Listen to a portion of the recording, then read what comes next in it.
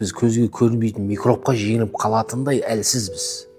Және Құранда Алла Тағала айтады, әнтумул фуқара, сендер пақырсыңдар, сендер мұқтажсыңдар дейді. Көрдіңіз бе? Демек, адам өте әлсіз, адам өте пақыр, мұқтаждығы, шаш етек өте көп мұқтаждығы бар. Демек, әлсіз, мұқтаж, пақыр пенде шексіз бір құдірет иесіне, шексіз байлық иесіне және барлық қажеттіліктерімізді өтейтін қадиюл хажатқа дұға қылуға мұқтаж. Өйткені құл ма яъбау бикум лаула дуаукум, сендердің дұғаларың болмаса, сендердің қандай құндарың, қадір қасиеттерің бар дейді Алла Тағала. Дұғамыз болмаса, біз ешкім болмай қаламыз.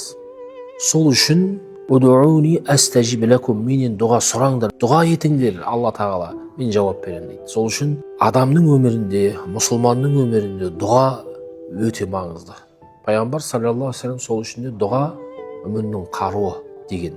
Бірақ дұға қабыл болу үшін біз 100% сенімді түрде Аллаға сеніп, шынайы түсініп дұға қылатын болсақ, Алла бізге жауап береді.